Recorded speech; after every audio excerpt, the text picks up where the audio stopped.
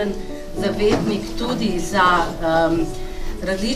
različne tegobe, pa tudi seveda za zdravje živine. In združujemo se v tem našem projektu, ki ima tak zelo lep naslov Črno-belo bogastvo s Krškega polja že kar nekaj let. In združujemo se seveda mi, ki smo bolj zadolženi za našo dediščino, pa seveda tisti, ki ste bolj zadolženi za druge vrste sodobnosti ali pa razvoja. Tako da res sem hvaležna, da ste z nami zelo raznoliki deležniki našega prizadevanja. In sicer bom najprej pozdravila za mene res izjemnega gosta, mojega dragega profesorja, zaslužnega profesorja dr. Janeza Bogataja, ki ga pač vidite velikokrat, izjemnega strokovnjaka na številnih področjih, ne? Tako da še posebej ima pa rad grajske kleti, ne da? Malo za Kar kleti. Dobro. Potem seveda tudi lepo pozdravljam našega župana občine Brežice Ivana Molana, ki je tudi predstavnik lastnika tega prostora, ne, kjer smo in kjer smo tudi leto 2019 uredili s pomočjo občine to klet, jo še urejamo. Če bi vse luči prškali, bi videli, kaj se med lučmi dogaja, bomo videli kasneje. Ampak hvala lepa za vso to podporo. Potem ste z nami tudi dve direktorici občinskih uprav, naših ustanoviteljev. To je Patricija Čudar, občine Brežice, in Najda Štrucelj iz mestne občine Krško, ki je tudi pomemben partner tega našega projekta. Potem seveda izjemno pomembni partnerji iz Društva rejcev Krško-Poljskega prašiča. To so pa naša predsednica Martina Ivanšek, dobrodošla, in tudi tajnik društva magister Andrej Kastelic, ki je poskrbel, da bomo kaj več vedeli tudi s partnerji iz fakultete. Tukaj sta pa, jaz upam, da je tukaj doktorica Marjeta Čandek-Potokar, nisem prej tako, ja, dobrodošli, in doktor Martin Škarlep, in imamo tudi še udeležbo z Hrvaške, tako, lepo zdrav, dobrodošli. Dobrodošli. Potem seveda povabili smo tako širšo javnost kot nekaj naših partnerjev z gradov Posavja in tudi seveda naš izjemno pomemben partner gostilna Kunst z Krškega polja, začetka mesta Krško, ki jo pa predstavlja Nejc Kunst. Kje pa si Nejc? Tukaj je. Nejc Kunst, se pravi direktor, ne da? Ja. Si, ne da? Ja. In seveda naša draga kolegica, ki lepo uživa tretje življenjsko obdobje, doktorica Ivanka Počkar, ampak jo pa še vedno na različne načine, bom rekla, uporabljamo. Ne izrabljamo, uporabljamo, ker smo hvaležni za njeno znanje in za prizadevanja. Tako da res veseli smo, da ste danes z nami. Radi bi nekako začeli s tem dogodkom ob 12. tako, da se bo nadaljevalo vsako leto, da bomo vsako leto se družili tukaj v kleti, potem pa zvečer naše društvo rejcev prireja vedno tudi svoj zbor članov, ki je v gostilni Kunst, tako da res hvaležna, da ste si vzeli čas še za to in da lahko nekako promoviramo naš projekt, predvsem pa nadaljevanje. Ampak o tem bom še govorila, oziroma se bom skušala ustaviti, da ne bi bilo preveč, ker so z nami tudi naši sosedi z glasbene šole Brežice in naša citrarka Eva Balon, svojo profesorico Moniko Rožej. Citre so res doma, tudi v našem mestu, v Brežicah. O tem smo naredili obširno raziskavo, veliko vemo, ampak to zdaj drugič. Tako da je zelo prav, da na ta večer, ne. Da to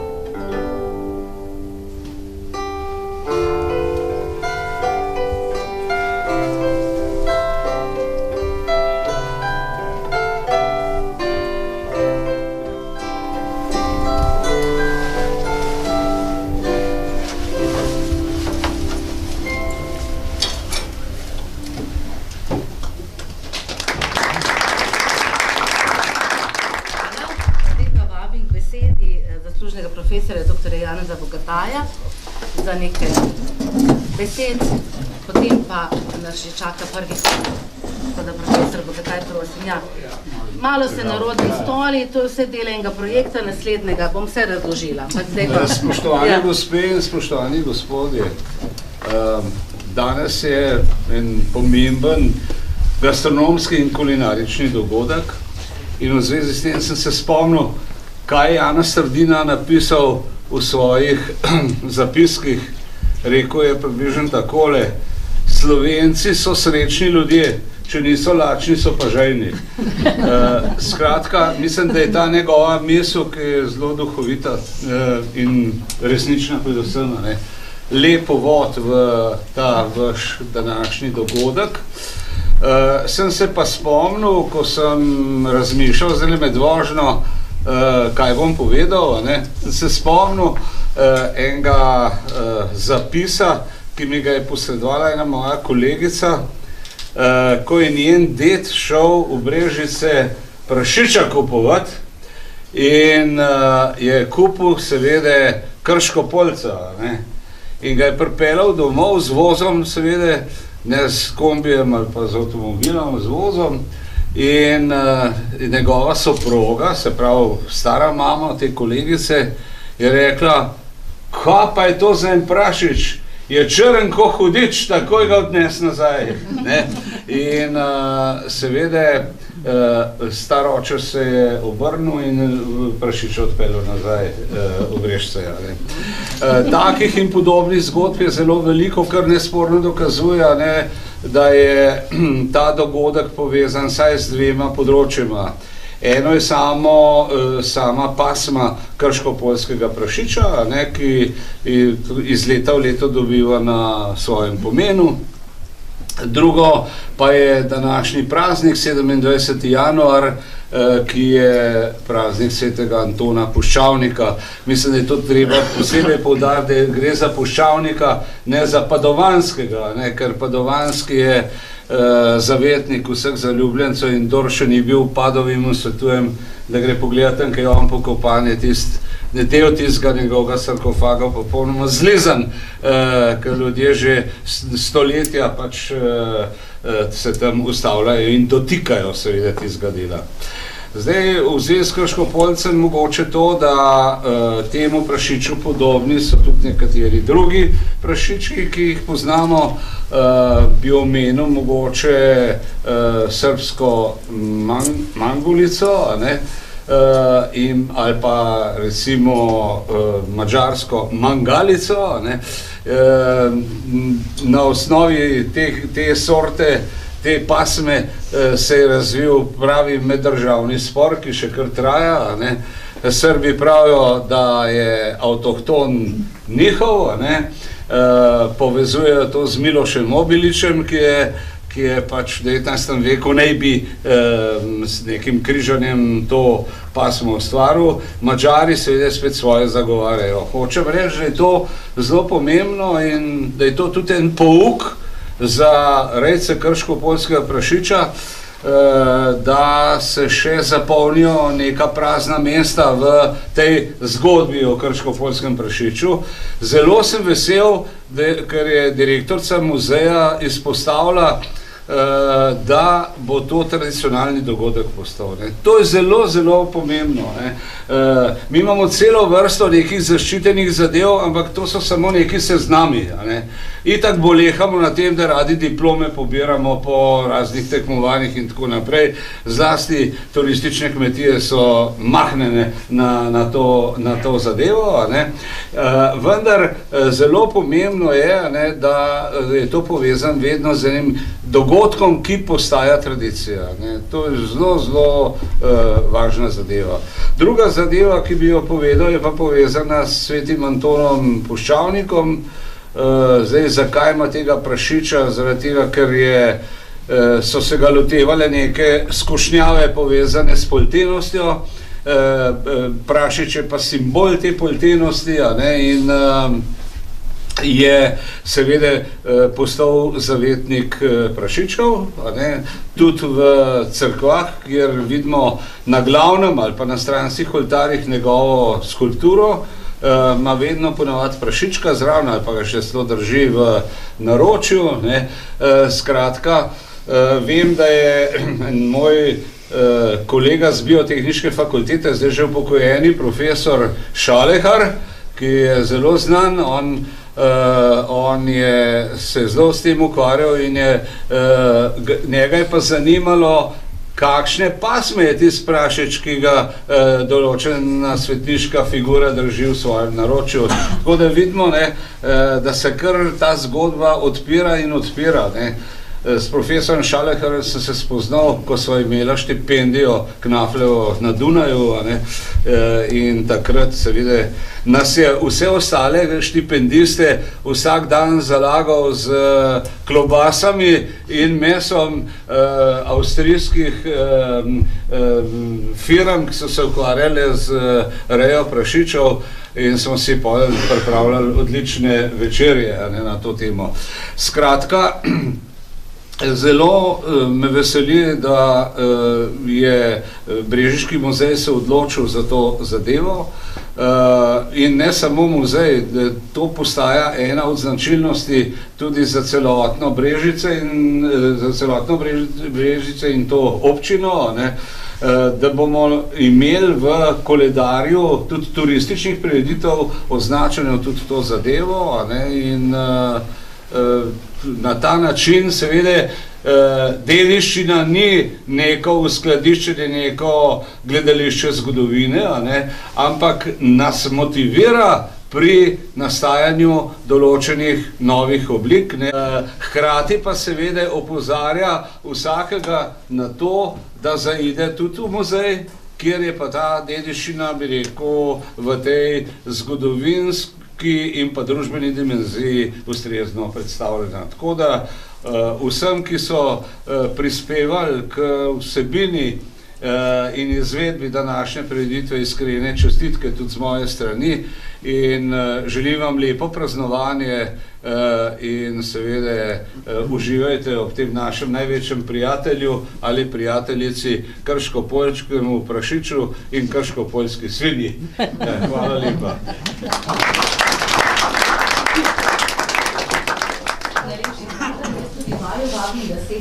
Ker zdaj bomo pa začeli s tem omizjem.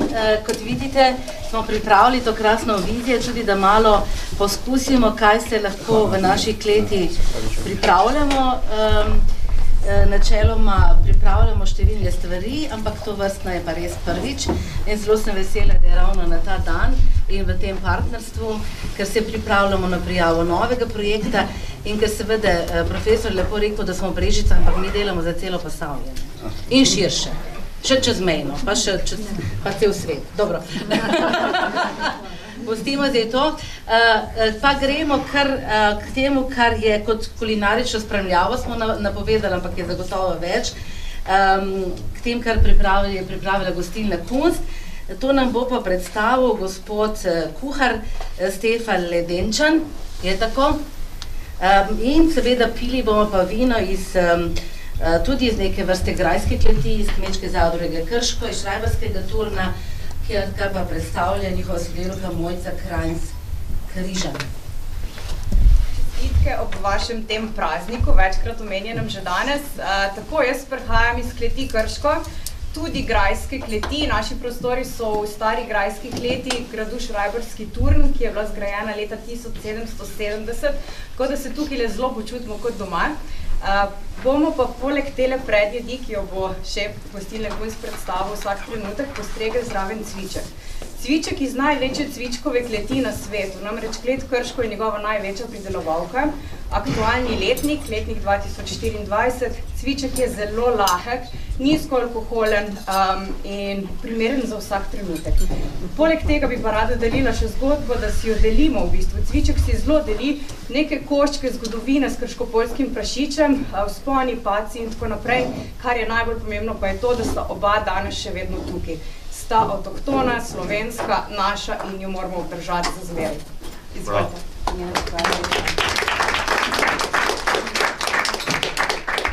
Dobar dan vsem skupaj, jaz sem Stefan. Danes vas bomo malo razvajali seveda s Krškopoljcem. Tako da prvi hod je šprekana šunka krškopoljca na krompirjevi salati, želirano rdečo čebulo in omako zeleno.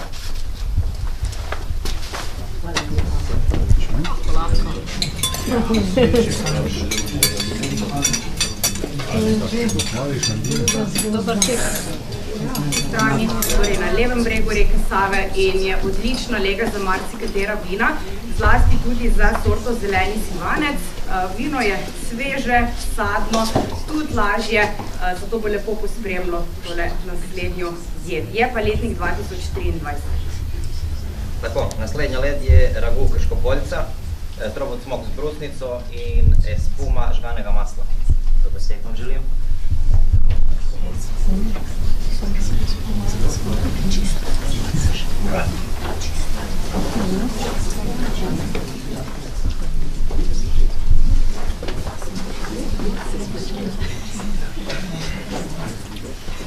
Ja, da neke nove poti povezovanja, se pravi, jaz v bistvu ne znam niti to dobro povedati, bo najbrž pa on, ampak da še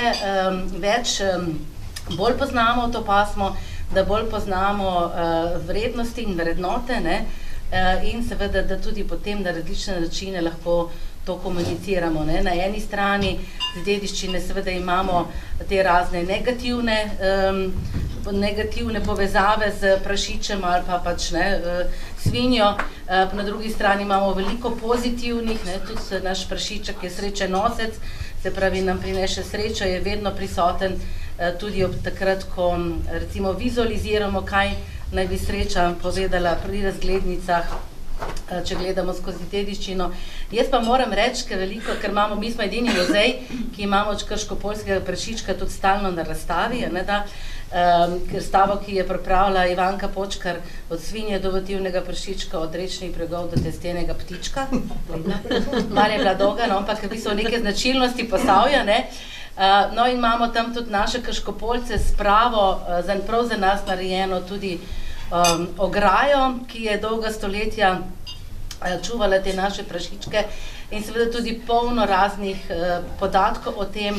Tudi veste, da za prašičke se edino kuha, ne, da so tudi zelo, da je bil vedno en lep odnos med lastniki in samimi prašički. Imamo tudi nekaj krasnih fotografij, da so tete iz Zagreba, ko so prišle, tudi prašičke pozdravile, ne, ker je seveda to izjemno bilo pomembno. Tako da ogromno zadev. Jaz pa kaj sem hotela povedati, da vedno rečem, lep, prosim, izvolite.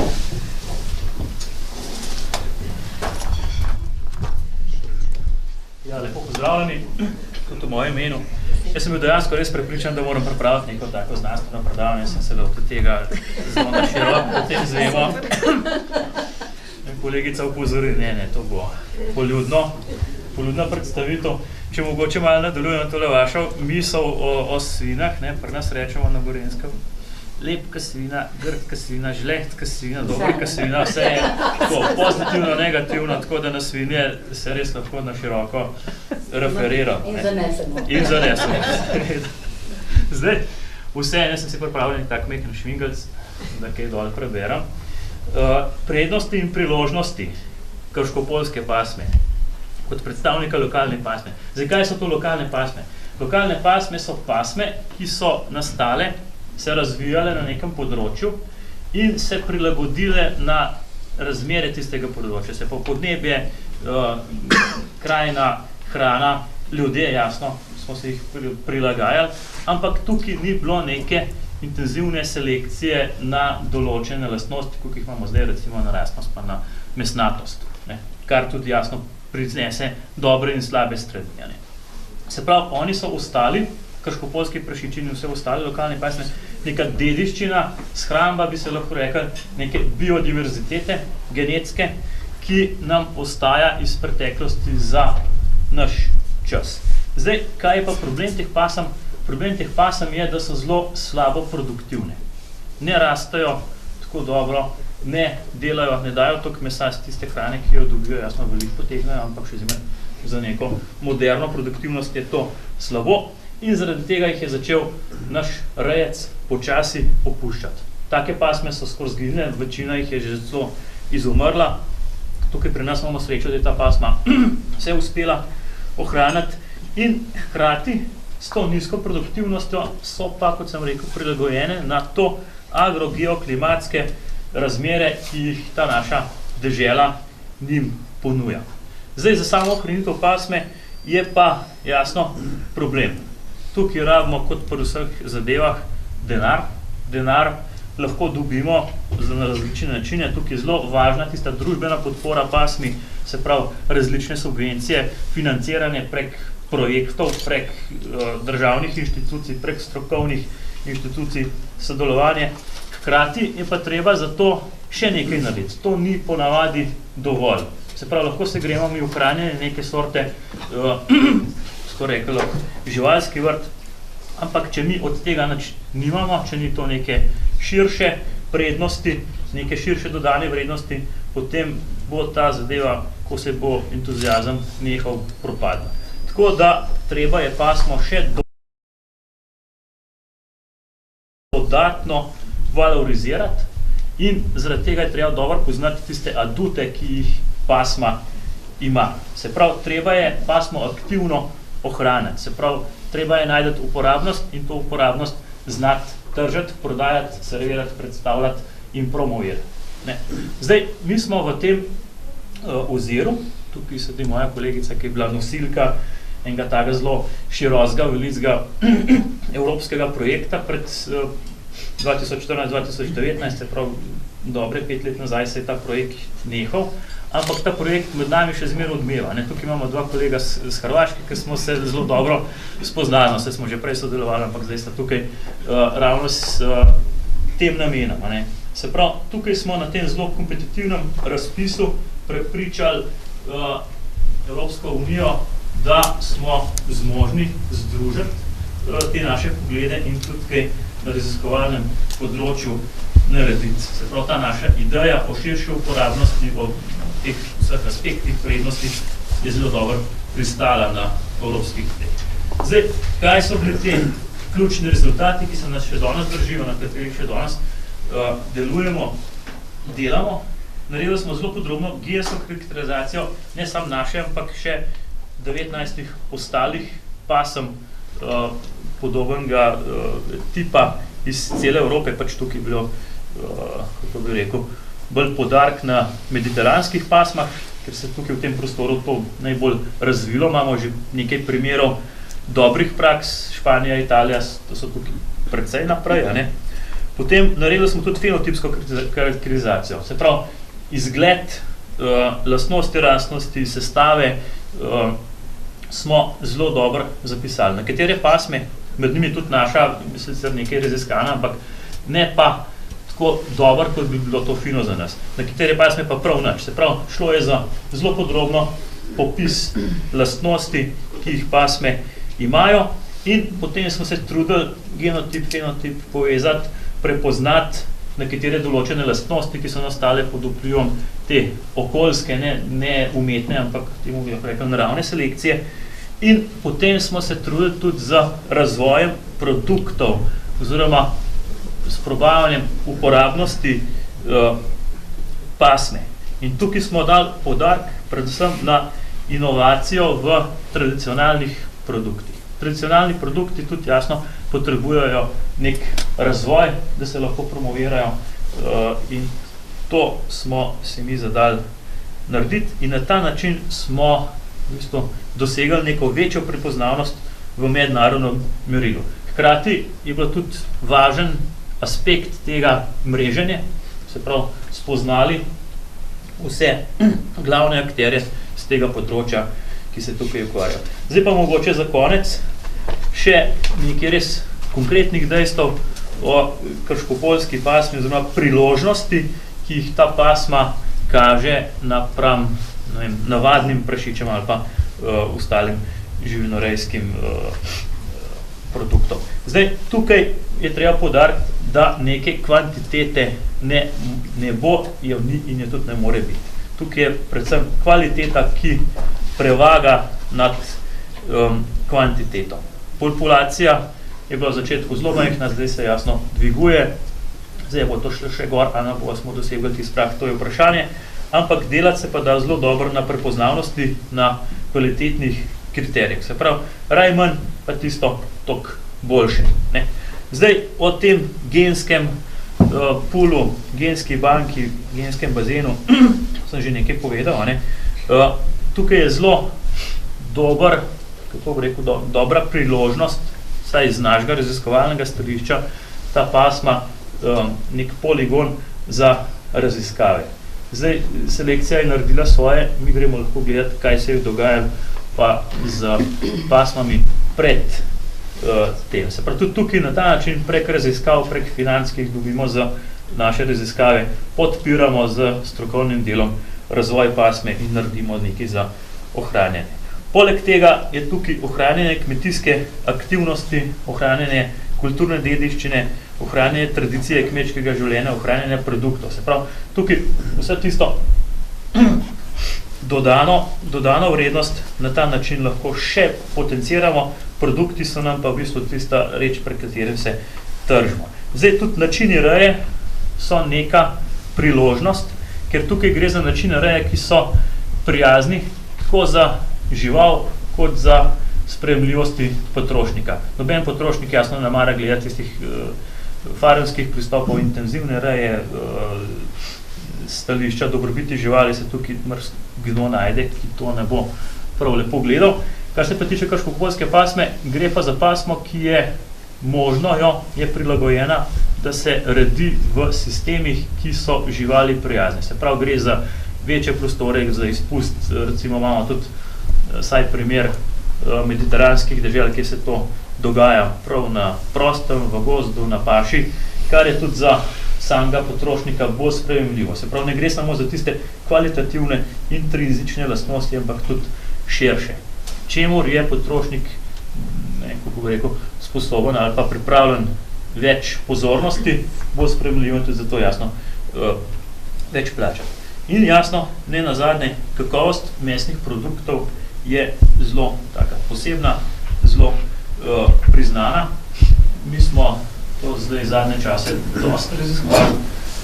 Pasma je v redu zato, ker je njeno meso bolj sočno. Imamo več tiste znotraj mišične maščobe, ki povzroča večjo sočnost, večjo mehkobo. To je fino, tudi aroma se recimo pri predelavi v mesne izdelke bolj razvije.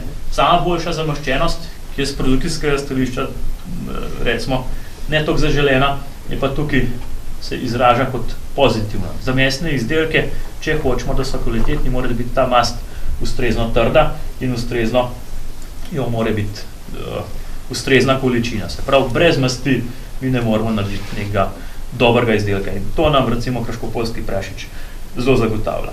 Se pravi, zdaj, če zaključim, kar sem povedal, obstajajo dobri razlogi, da se krškopoljska pasma ohranja, da ne izgine in da tudi rejcem ali pa tudi nam ostalim uporabnikom, konzumentom nekaj prenese. Hvala lepa.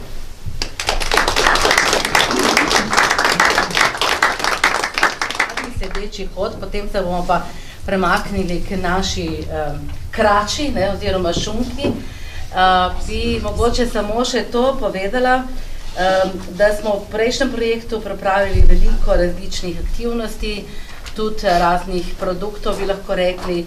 Med njimi imamo posebno mesto prav ta naša dvojezična knjižica, kjer izveste tudi, kako je bil naš prašiček, ker sem jaz Krškega polja doma. Jaz rečem, da sem Krškopoljka, pa včasih domislila, si kot prašiček.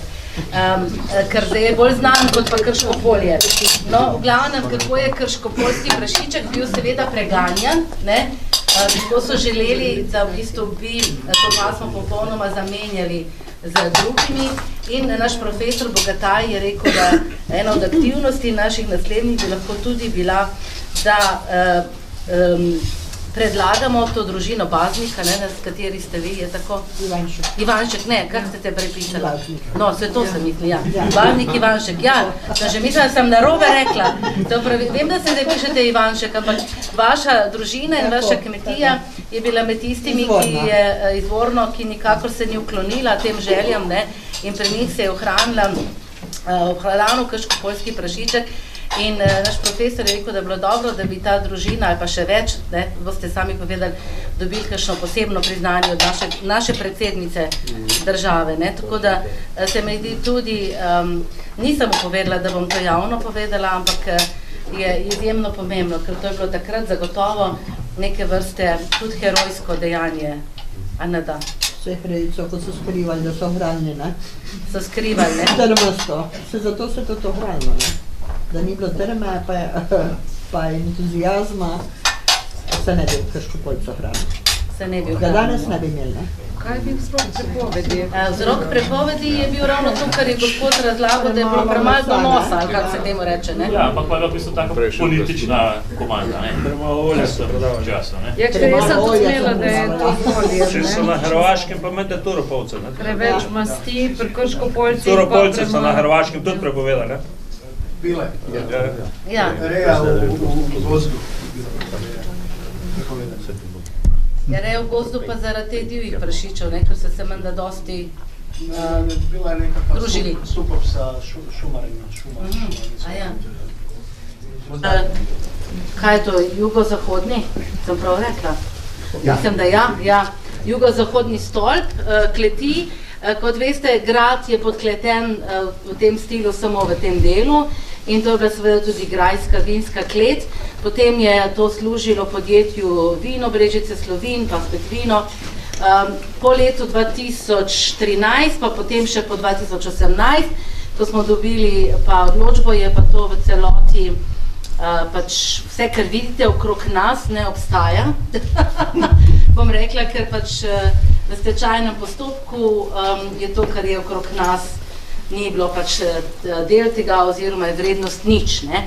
Ampak midva z županom našim, ne, se vedno malo kregava, čigavo je, ali župana ali je naše, ne. Na koncu je naše. V vsakem primeru se nismo veliko dotikali tega ambienta, tudi ta del ni bil sčiščen, kot je bil on, ker tam je bilo res tako grozno stanje. Tukaj pa je bilo drugačno, no, in ta prostor je nekako ostal tako, kot ga je v nekem trenutku sooblikovalo podjetje Vino Brežice.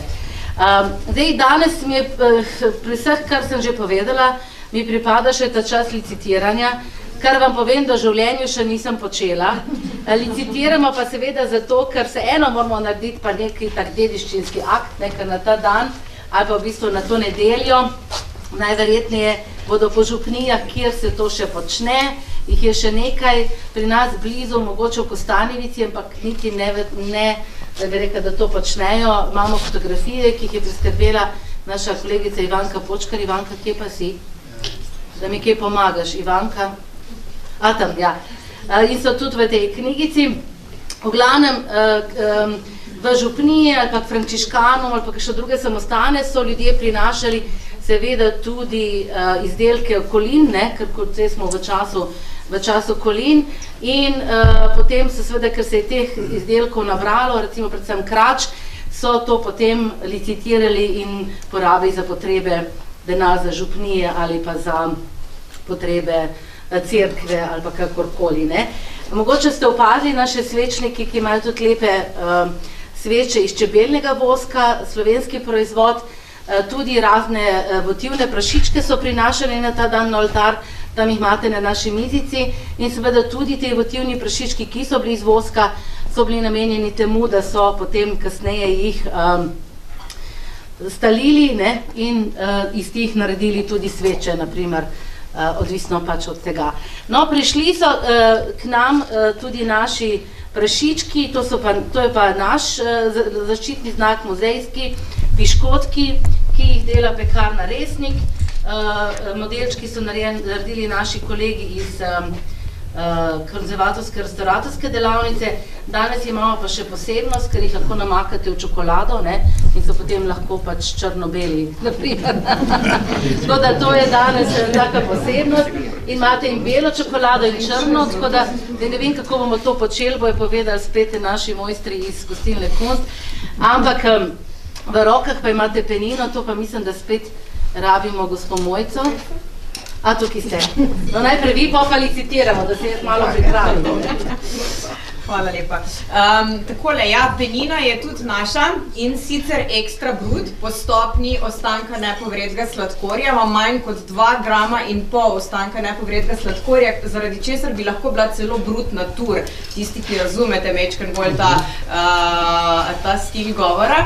Sicer pa je iz sorte kraljevina še ena sorta, ki je zelo domača, posavska, dolenjska, tukaj imamo na pretek, sorta, ki je zelo pomembna tudi v cvičku od belih sort in v kleti Krško, odkar se od leta 2018 ukvarjamo šele s peninami, dajemo prednost vselej lokalnim sortam in to sta pa roze penina, je žametna črnina, pri beli penini, konkretno tejle, ki jo imate zdaj v kozarcu, pa kraljevina.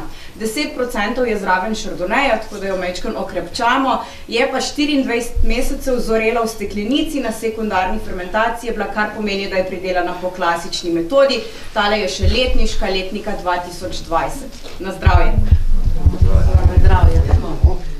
Zdaj bo spite za pogum, za recikliranje. Tako, tole je kar dobra, lepa šunka, ne? Ni ravno krača. Krače so pač ponovadi manjše. Andrej Kastelic je mi včeraj pisal in smo imela celo debato. Moram reči, da si izbral ravno mene, ker sem res strokovnjakinja. Zato na področju šunk, krače in tako naprej. Ampak danes, ko sem videla, Andrej, to je sigurno šunka, ne? Tako da začenjamo denar od tega bo šel seveda društvu rejcev krško-poljskega prašiča. Danes smo zvečer tudi zbor članov. Možnosti sta pa dve za tiste, ki boste pač kupili, lahko jo odnesete, lahko pa sa en delček delite z nami. Tako nekako, možnosti sta dve, ne? V vsakem primeru pa začenjamo, ker je res velika, začenjamo vsaj 100 evri. Evo, imamo že prvo kandidatko za 100 evrov. Ali lahko nadaljujemo 130 evri? Evo, imamo tudi že kandidata za 130. 130 je za tako veliko šunko skoraj malo, ne da? Dajmo vsaj 160. A, imamo, lepo, naša draga kolegica z gradu Podsreda. 160, tudi po moje še vrednosti nismo dosegli te krasne šunke, pa dajmo na 190. A, je tako? 190, ali bi kdo dvignil vsaj na 220, po 30 je preveč, ne, v redu je, ne, na 220 evrov govorim.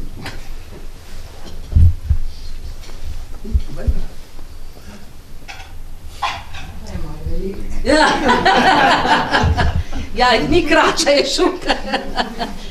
Torej imamo ponudbo na 190, je kakšna malo večja, da do 1000 evrov, na primer, ne, da to bi bilo za društvo.